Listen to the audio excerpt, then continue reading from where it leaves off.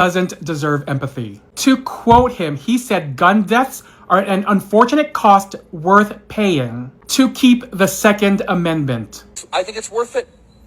I think it's worth to have a cost of, unfortunately, some gun deaths every single year so that we can have the Second Amendment. He called empathy a new age term that does damage. He said mass shooting victims shouldn't be allowed to speak because they might hijack the narrative. He encouraged his audience to bail out Paul Pelosi's attacker. He said that black women don't have the brain processing power to be taken seriously and that they steal a white person's slot. He said that God's perfect law says gay people should be stoned to death. He mocked Hillary Clinton with sniper fire jokes. And when it comes to civil rights, he said America made a huge mistake passing the Civil Rights Act. He claimed it created a permanent bureaucracy. He flipped on Martin Luther King Jr., saying MLK was awful, and that he only said one good thing that he didn't even believe. He called MLK overhyped and a scared cow that needed to be brought down. And now, right after his death, 3 HBCUs, Alabama State,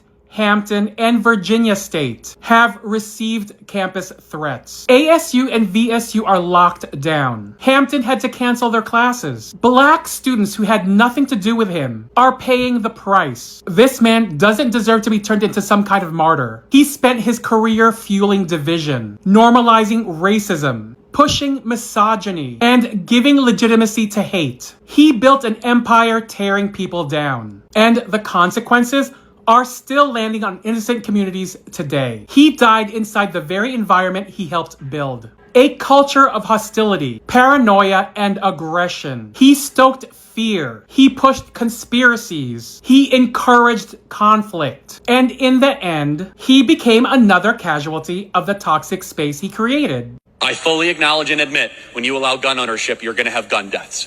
There is a cost to liberty.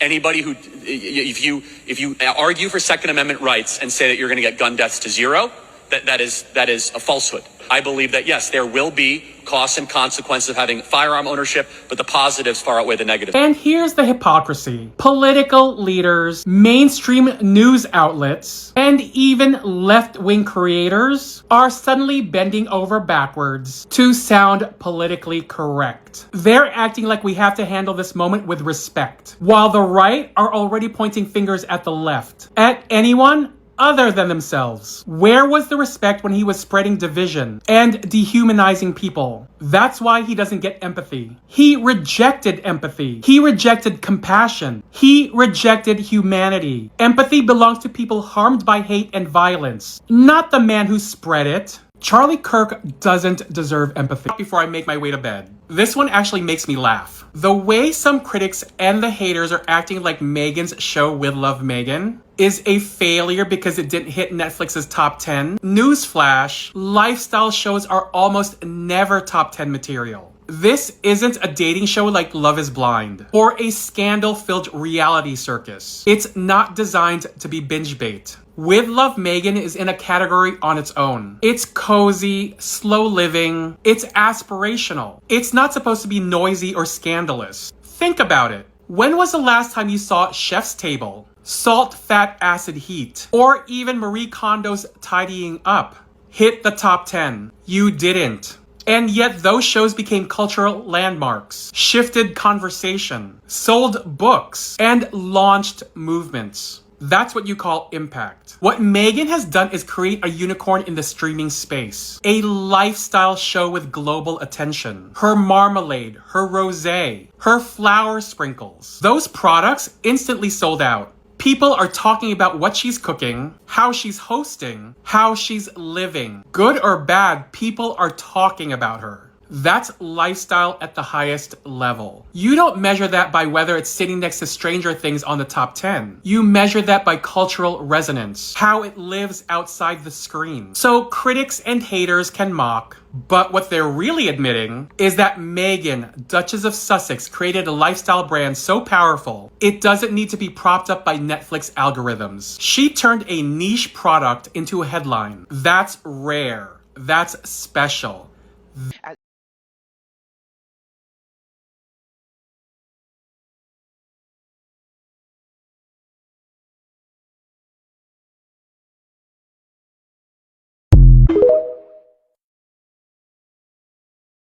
proven model of being engaged with or finding your purpose in social action.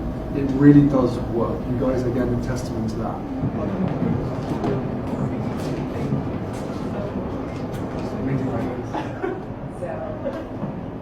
Thank you to the Duke of Sussex for joining us this morning.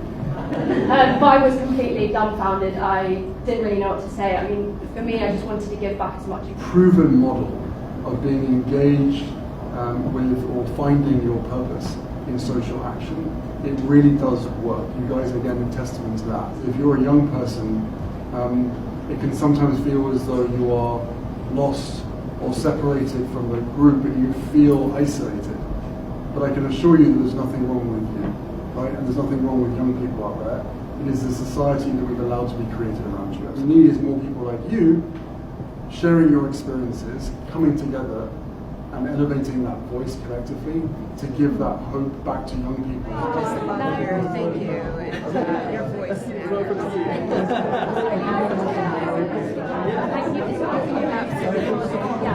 Patricia, hi. Hello? Hello, Pat, it's Jeremy. Yes? I think you called me. What would you like to say? All the callers today are brilliant. Go on, Pat, what would you like to say? I definitely think he should not come back. Okay. Are you finding it a bit sort of annoying to see him popping up? Yeah, he pops up, does all these quick good things, and then's gone again. And I don't think... You haven't thought of what William and Kate who will happen when they become king and queen. Well, this is the thing I think we need to think about, actually, Nick. I know you're in favour of it. But Pat raises a good point. He's come in. William's launched something this week. God only knows what it was. I wasn't watching. Yeah. No one's noticed anything William's done this week. No, because Harry's come and dropped a load of cash on some teenagers. No, look, where was the news story? It was Harry. Yeah. On this occasion, it was. But if you're William, he's doing his job. You know what? This is like the... doing the graft. Isn't this like the Bible story of the prodigal son, where the guy who grafts gets ignored? Grafting. You know what the news circus wants. And Harry was the news. And sorry about that, William, but Harry gets the limelight. Brutal. But he's back in Montecito, and the rest of the week is for you. Yeah. Next month or next... How about that, Pat? It's fine. You know, he's going back. He's not going to bother William anymore. Well, that's where he should stay. Oh. Let him live in America. He went, he caused no end of trouble. It's just not worth it. Just not worth the aggro. And I feel very sorry for William and Kate, who work and work. They don't get anything said about them much.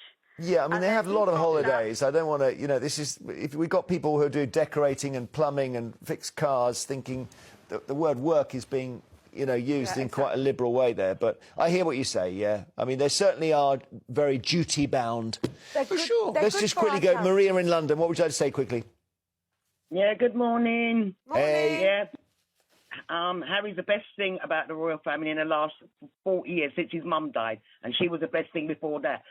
They need to understand they need him. Look at what he's doing. Listen, it's not our fault that the papers and the TV and whoever don't want to talk about what William and Kate's doing, right? It's not Harry's fault, and this is what I'm saying.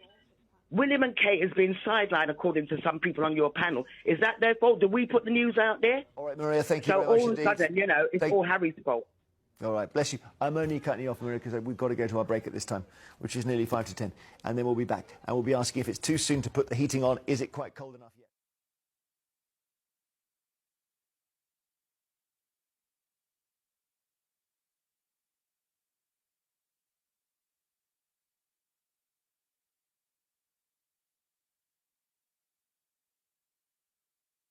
Absolutely. I think that a lot of people would like to see a happy ending to this terrible family rift. And it's really sad that Charles hasn't got a relationship with his grandchildren, Lilibet and Archie, over in America. And I do think that ultimately, although there's been a lot of hurt, it's like any family. At the bottom of it all is love. And I think that people would actually like to see a happy ending. Harry is the golden child, I'm afraid. He's the one that can lift up the monarchy. But hey-ho, 5 years ago, he desperately had to leave the royal monarchy because of rifts between the family and building up the press, the tabloids, and the ill things that have been said. Harry must be able to defend himself, and that's what he did. Should he return? No. He has a life now. You can't be a half-in, half-out royal. You can't be a bit royal and then sell tat the rest of the time, using your royal name to do so. It would completely discredit the crown. It would discredit the... Thanking you for the, serious defence of them. I've had some messages communicated to me on behalf of several members of the royal family. Upper level We're very grateful that... Well, I'm not going to go into who it was, but what I would say is gratitude that somebody was standing up for them. It's been great having the Duke of Sussex and Dr. Tedros from the WHO here. The Centre for Paediatric Blast Injury Studies is doing unique work to provide specialist prosthetics for children. We are the only place in the world where this work is done. And we showed him how we simulate blast injury from the impact of the blast, all the way through to how you deal with that surgically, right the way through to rehabilitation, how important that is, and the prosthetics that we hope to build. And it's really wonderful to have our partner, Save the Children, doing this work with us. Right now, from Democratic Republic of Congo to Gaza to Ukraine, more and more children are impacted by blast injuries. This partnership brings together research, practical support on the ground and advocacy to protect children. The main goal is to get children on the road to recovery. From the impact of blast injuries right through to getting children back into school, able to learn, thrive and just be children again. Definitely cares, Emily, don't you? Yes, well, I guess it's my job, so I have to. But I mean, I've been covering the royal family for the last 12, 13 years. And certainly this week, I met Harry many times. And certainly this week, watching him at Wellchild, watching him up in Nottingham, it was like the Harry of old. I mean, I used to have a hashtag that I used to tweet, hashtag Harry with kids. He's brilliant with people. He is his mother and father's son. And I think Nick's right. It was great to see him this week kind of breeze in, give some money to children in need and other deserving causes, and then he'll be leaving for California later. But whether Harry should return to royal duties, I don't think that the royal family want him to, and I don't think Harry does either, because actually, if you're looking at just his kind of what he's done this week, which was very successful, I think he's done a very good job. I think it's great that he did meet his dad, because I think from a personal level, both Harry and Charles have said that they wanted to meet up, but also from a kind of PR perspective, it is a little bit tricky if you have the renegade prince, flying in from California, doing such a good job, doling out all that money, and then you've still got, as Nick says, Princess Anne, doing the hard slog. Well, I just wondered, Emily, whether if you're William, you're at this point really cheesed off, because he's sort of flown in, he's done this love drop, and William has been busy this week, but no one has noticed. Yeah. No, you're right, and it is interesting. I mean, when Harry and Meghan were still here, I don't think it's breaking any royal secrets to say there was quite a lot of competition, shall we say, between the two brothers. And obviously, Harry goes into a huge amount of detail in his autobiography, Spare. There's been no suggestion that Harry and William are going to meet up. I don't think they've even spoken to each other for some time, a long time. And it is interesting that this dynamic that obviously Charles has met Harry, is this going to upset William? Did William even know? Certainly when one of Charles's top aides and two of Harry's met up in July, which was kind of, I thought, the beginning of a reconciliation kind of process. I'm not even sure that William even knew that was happening. So great that he's potentially, things are thawing with his father, but things are still very icy with William. And you're right. I mean, if you're Prince William, it's a bit galling, isn't it? Because Harry's kind of got them doing all the fun jobs, and don't forget the context. This guy's given 1 million spondulics. Yeah. I'm starting to think Harry's a good guy, I'm starting to think Harry's a good guy, Now, as the long-awaited reunion between the King and Prince Harry finally happened. It seems we now have an answer. In the last couple of hours, the Prince's car was seen arriving at Clarence House in London after the King flew from Aberdeen earlier. It was the first face-to-face meeting between father and son since February last year. Well, our royal editor Chris Shipp is outside Clarence House now. Chris, have we heard anything from the palace yet? Yes, and I'll come to that in just a moment, Mary. Look, we've been saying for a couple of days that it was a possibility that the King might meet his younger son. Well, today, what was before possible actually happened. I'm going to show you a series of cars coming and going here at St James's now. So Prince Harry arrived here at Clarence House, where the King lives, at about 5:20 this afternoon. You can see Harry on the still image, sat in the back of that car. And then at about 6:15, the same car left the gates here at St James's Palace, and Harry was on his way to his next engagement this evening. It means roughly about 55 minutes that he was inside. Of course, unless he was sat in the corridor for 50 of those minutes, it is quite a long meeting, given that last time they met, they only managed to meet for about 30 minutes or so. Now, the King was at Balmoral in Scotland this morning. He flew to London earlier and was seen arriving here this afternoon in his car. And of course, look, the importance here is about their relationship. Harry said that he wanted reconciliation. He was in the UK for 4 days this week, and that was clearly the big important moment. Would or would they not meet? Particularly given the King's cancer diagnosis and the fact that that has been going on throughout all this time. However, Buckingham Palace and Harry's office issued almost exactly the same words today after the meeting to say, yes, they met, but we're not going to tell you anything else about it. Okay, so there we leave it. Chris Shipp outside Clarence House, thank you. French authorities. Yeah, don't we all welcome this? This is precisely where Prince Harry is at his best. Shines. Yeah, okay. You know, having observed him for years and years and years in that charitable capacity, I don't think I've seen any other member of kind of like public life be that good with members of the public, particularly with children. I've toured hospitals full of disabled children in Barbados with him. I've gone around the world with him, and he is so good at this. So if he is getting back to that, rather than to give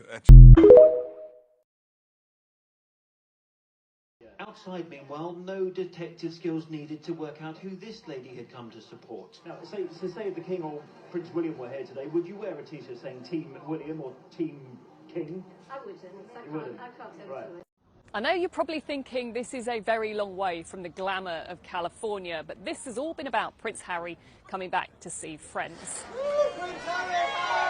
Because ever since he left to go to America, he's kept in really close contact with some groups here in Nottingham who are working really hard to try and keep young people out of trouble. And they've actually been really loyal to him, which is why in some ways he's sort of paying them back with a huge financial donation of over £1 million. Now, the really interesting thing about that is I'm told that it's come from his pocket, which is fascinating when you think that usually we don't hear how much money royals donate. But also, there's been so much chat recently about Harry and how he's making his money since he stepped away from the comfort of the royal family. It does also feel like a real commitment to here in the UK, which we haven't really seen in recent years.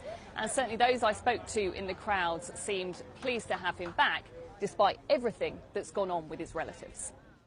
Talking of family, Prince William was actually doing a really similar kind of engagement down in London at around the same time, focusing on how his homelessness initiative is specifically helping young people. I was once told by someone at the palace that Harry would be William's wingman when he eventually became king. The fact they are still committed to similar issues shows they could still be a powerful pair if they can ever patch things up.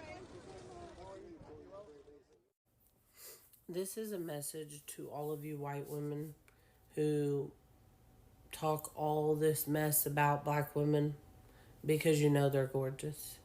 You talk about they hair, saying they hair's fake, they wear weaves and all this mess, but all of you guys are wearing weaves. You talk about their lips are so big, but all of you guys are out here getting lip injections, plump lip gloss, getting your lips plumper. Make that make sense. You're out here talking about their big booties, but you guys are flying to different countries to get Brazilian butt lifts, and then you get jacked because you wanted to go get a butt lift in a different country. You guys are out here getting butt implants, butt injections. Make that make sense.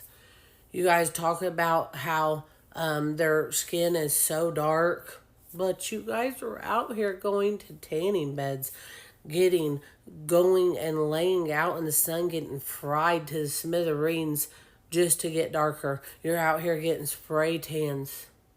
Make that make sense. You guys also are going to the gym, doing the stair steppers and everything else to get a bigger booty. Did the cat get your tongue, white woman? Huh? Yeah, that's what I thought. You guys are out here doing everything that you talked about them about. Like, this don't make no sense. It's because you guys are haters. And you know that the black women are gorgeous. So maybe you guys can, like, grow the flip up. Because you just want to hate on black people because that's all you've been taught your whole life is to be racist and to hate on black women. And all you white men who sit here and hate on black women, but you're behind the screen looking at them and lusting over them because you know they're gorgeous. Like, why don't you guys just show the true you? Like, show the true you. Show people who you truly are. Because you know you love the black skin. You know you love the darker skin tone.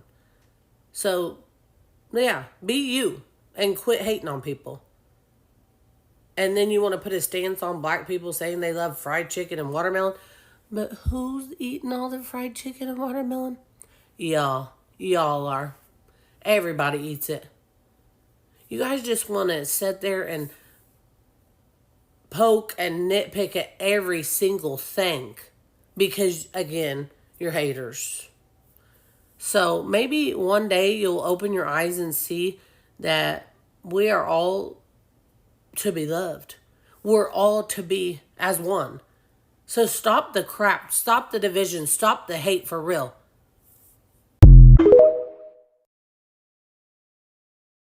Yo, let me explain to you what it feels like to be loved by a black woman. And no disrespect to nobody else. It's just all I know. Being loved by a black woman is like being wrapped in poetry. It's passionate, it's powerful, and it's just unforgettable. She'll pour into you, not drain you. She'll challenge you, not nag you. She even possesses the power to heal you and hold you all at once. Her love, it doesn't just feel good, it makes you better. And when you love her back with that same fire and softness, you realize what a real connection is. She's not just beautiful, she's everything. And being in her world is the kind of blessing that you never stop thanking the universe for.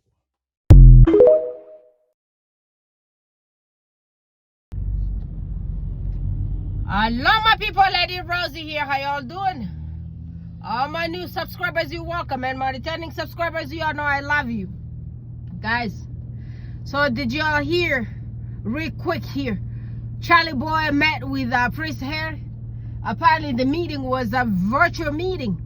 And I'm not sure who came out here to tell the people about it. But anyway, it is what it is. Because guess what? Those people want to be relevant by talking about Prince Harry and Meghan. They cannot talk about, if they don't talk about that guy or talk about Meghan, they are not relevant.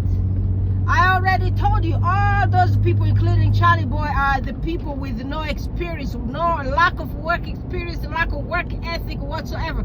So if you met with your child, why do you want to come expose it out here? Why do we need to know anything about your dirty laundry? So this one also tells you, because this one here comes back to reputation. You know?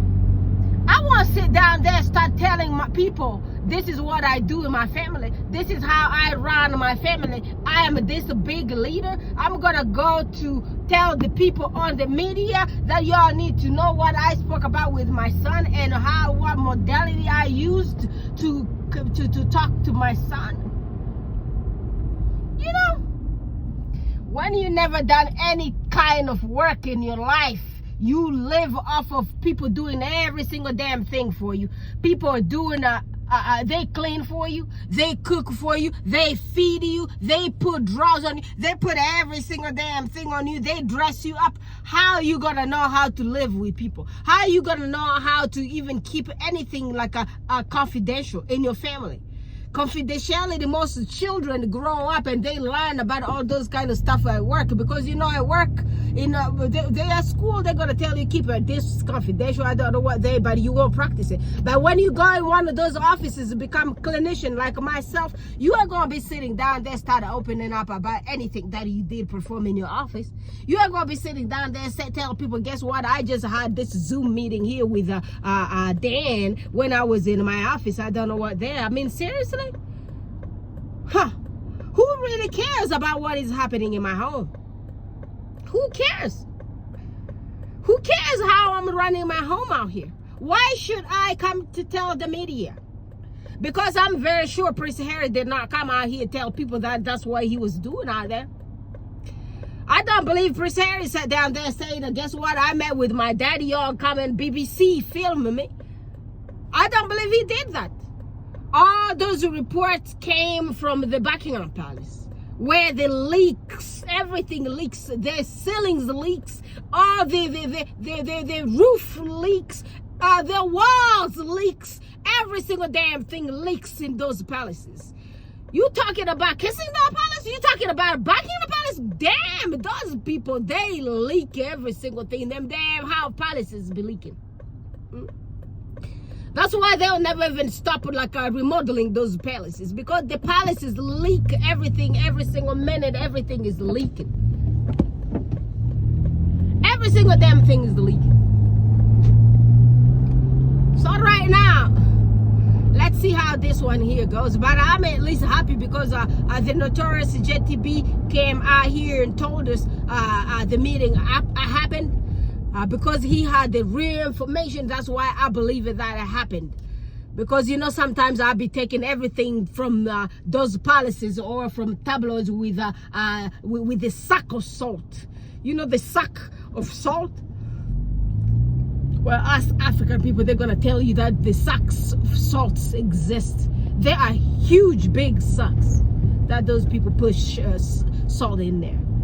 And it's like those salt also do come from Africa. Where do salt come from? Because those salt do come from water from somewhere. I saw people back a long time ago in one of the African countries, I believe it's somewhere in West Africa. They were fetching water and those water were turning into salt. Or maybe they also do come from those oceans around the United States of America. Those Pacific Ocean. Those Atlantic Ocean. They got salt in one. Where one of them is salty here. So I believe that's probably where they be taking those salt. So I take those salt from the entire ocean and put them in my back of my truck before I accept anything that comes out of that monarchy palaces to be truth. Because I don't believe their truth. Those people ain't got no damn truth. You know? But since the notorious JTB came out here and told us the truth, okay, so I'm going to take it from that. So the meeting was approximately 15 minutes. I don't know in 15 minutes what are you going to talk to your daddy about? Because when I do call my auntie around here, we don't sit on the damn phone for 15 minutes. We talk for 2 hours to make a sense out of lots of stuff. Because we be talking about everybody. We gossip about the other family member. We gossip about everybody. So I don't think that was kind of like a family oriented meeting. It was probably business oriented meeting. They were probably briefly talking about the Invictus Games that's gonna be in one of them states, in them one of the UK cities. I believe that's probably what's going on out there, because I can't stand these people. Prince Harry, but anyway, you know my take on this. Blood is thicker than water. No matter what this dude, this unprofessional with a lack of everything, with such a finger, it's still his daddy, you know. It doesn't matter what your daddy is. Your daddy will be a wizard. It's still your daddy. He be like a serial killer. It's still your daddy. So I want the reconciliation. Yeah, I want them to reconcile. I want them to be in a good or whatever. I want them to talk. I want this little kids to go meet that Charlie boy, the princess, our little princess, our little prince and little princess a little bit. I want them to be able to go see Grandpa, because who knows how long Grandpa's gonna die. But you know, one thing that is kind of making me like really laugh, it's like those people, UK people, do not really have maturity. How do they always sit down there? I do not like a Charlie boy. If you tell me that something need to take Charlie boy, I'll be so happy to even sign that paper off if I have that capability of doing that, because I do not like that dude. But no matter what, these people go in there. If Charlie goes and Carl Miller's gonna be there dealing with bullying, and guess what? Carl Miller's even older than that dude, you know, and that dude is the king. And you know, sometimes those bad kings tend to live forever. Sometimes those bad people tend to live forever. People like a Charlie boy, those people don't be going nowhere. And you'll be surprised Carl Miller gonna be leaving and Charlie boy is still gonna be there. And I can't wait for that to happen. And because when this gonna happen, that little Andrew Packerball's children, all the inheritance that this dude Charlie boy left in their name are gonna be gone. I can't wait for that one to happen, and I want that to happen quick. Why do you guys think that Charlie boy is gonna go before Camilla? Carl Miller is gonna be gone before Charlie boy, because Carl Miller loves bottles. You know, when you love bottles at a certain age, those bottles will do numbers on you. And I can't wait for them bottles to do some numbers on the Carl Miller. She need to go before everything else. You know, any woman with integrity will be like, guess what, Prince Charles? You are married to this beautiful woman, and I'm also married all here with Andrew Packerball. I already have this children here. If I'm gonna be with you, we ain't gonna be looking good. We ain't gonna be looking good. Our resume, our curriculum vitae ain't gonna be looking good for this new marriage or anything that we're doing out here. Leave me damn alone. I wanna be a lady on my own terms, and I want do this nonsense. I'ma be mistress because I'm breaking up with Charlie Packerball, with Andrew Packerball, because the dude is ripping the hair off my head. So I want you, Charlie boy, write to me, give me a mansion, a palace around here. Come do whatever you want to do, become my tampon and all those damn whatever, and just leave me alone. I do not want all those bad names. But guess what? She didn't do that. She did not do that. She went full-blown on queening herself. That's why I do not like her. I do not like you, Camilla. I just despise you. And you're going to be gone before that Charlie boy do. Trust me. Bye, family.